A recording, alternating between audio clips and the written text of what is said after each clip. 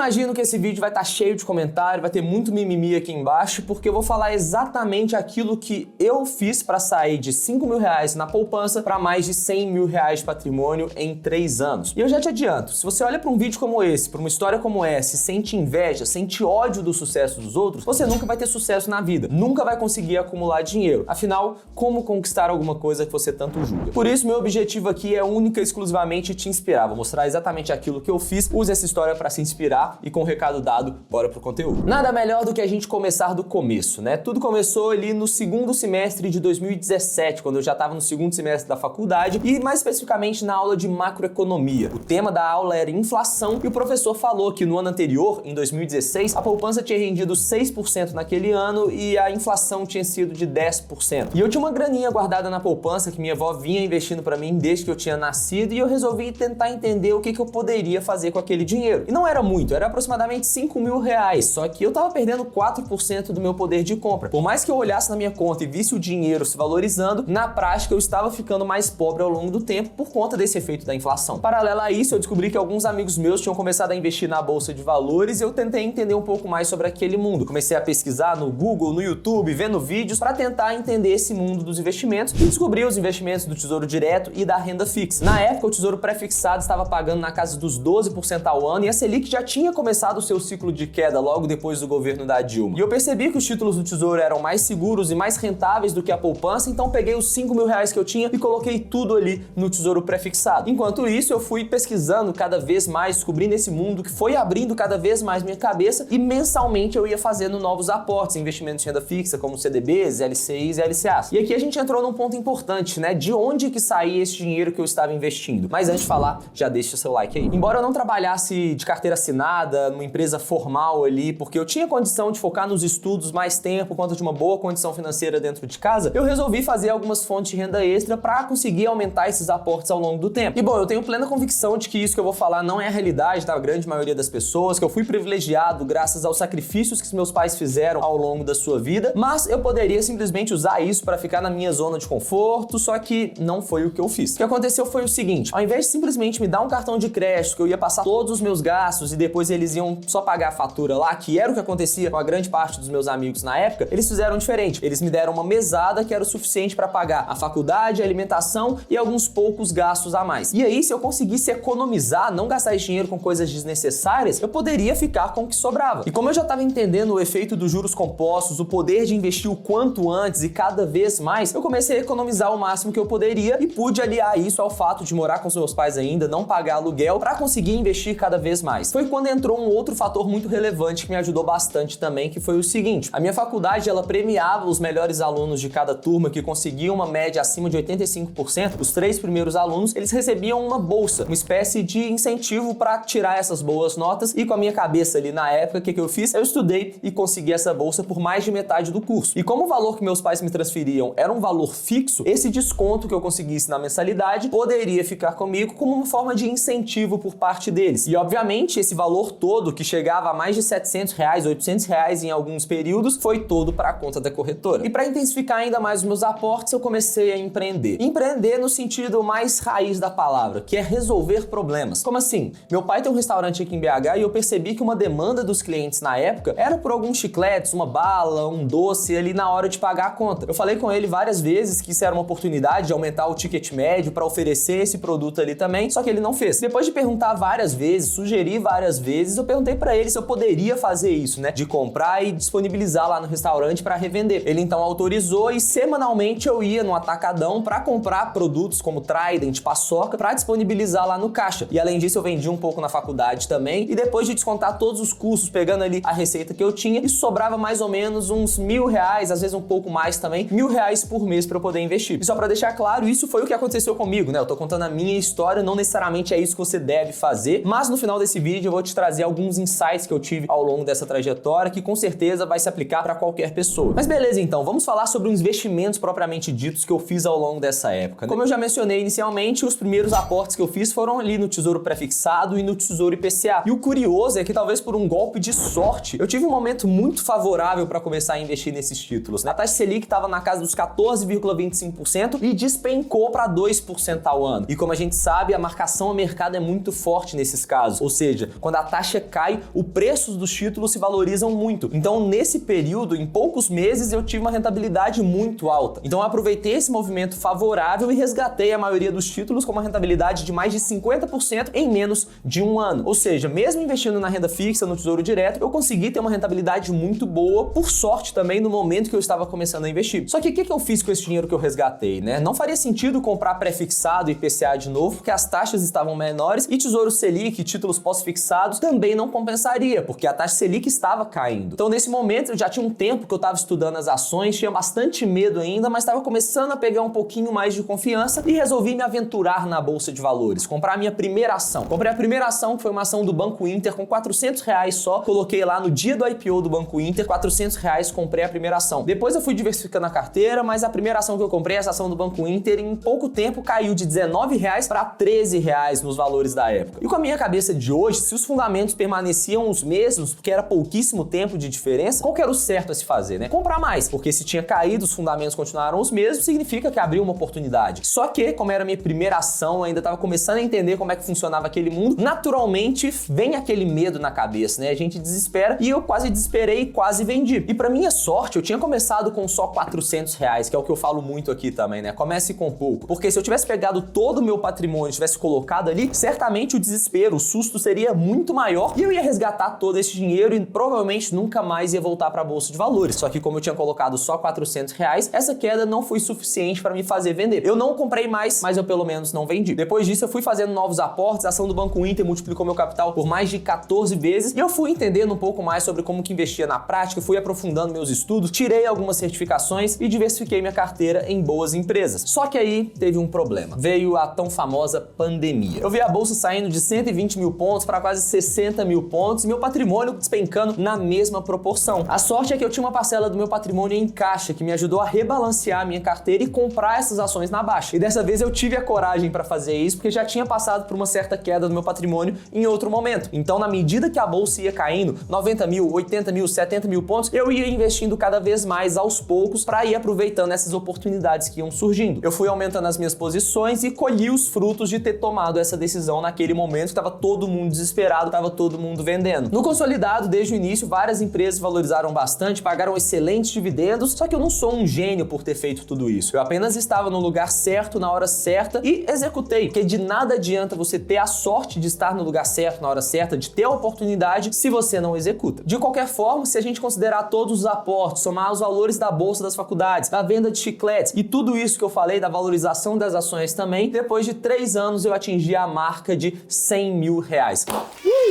E antes da gente falar os principais insights que eu tive ao longo dessa trajetória toda, comenta aqui embaixo se você quer uma parte 2 desse vídeo, né? O que é que veio depois dos 100 mil e como multiplicar esse dinheiro da melhor forma possível também. Deixa aqui nos comentários, comenta 200k, que eu quero saber se vocês querem uma parte 2. Mas vamos lá então, 8 insights para você que chegou até esse momento do vídeo e o primeiro deles é: a melhor forma de enriquecer não é investindo, é trabalhando, é aumentando a sua renda, aumentando seus aportes, aumentando o valor que você consegue poupar todos os meses para conseguir investir. Os investimentos, eles ajudam, eles potencializam o patrimônio que você está construindo, mas não são eles que vão te fazer enriquecer. O que enriquece mesmo é o trabalho. Quanto mais dinheiro você fizer ao longo da sua vida, mais você investe, mais você consegue multiplicar também. Então, foca no seu trabalho. Segundo insight é: tenha sempre uma reserva de oportunidade na hora que você está investindo em ativos que têm volatilidade. Por quê? Foi a reserva de oportunidade que me fez ter a coragem de ter a tranquilidade de poder, no momento da crise, que tá tudo despencando 50%, de pegar uma parcela do meu capital, ir lá e comprar mais para rebalancear a carteira. Se eu não tivesse reserva de oportunidade, provavelmente eu teria desesperado e não teria feito nada disso. Então é a reserva de oportunidade que vai te permitir comprar boas ações a preços baratos. Esteja preparado para a próxima crise. Terceiro insight é: não coloque todos os ovos na mesma cesta, não coloque todo o seu patrimônio em um único ativo. Da mesma forma que eu acertei uma valorização de 14 vezes no meu patrimônio ali nas ações do Banco Inter, que não foram as únicas que eu tinha comprado, mas da mesma forma que eu acertei uma baita valorização, eu poderia ter acertado um baita prejuízo também e ter perdido tudo que eu investi. Então é só a diversificação que ajuda a gente a minimizar esses riscos. E quando você diversifica, se uma ação multiplica por 10 vezes, 100 vezes, ela já vai compensar todos os outros prejuízos que você teve em algum outro ativo. O quarto insight é: todo mundo sai de pontos diferentes. Talvez para alguns seja relativamente fácil, tranquilo juntar R$100 mil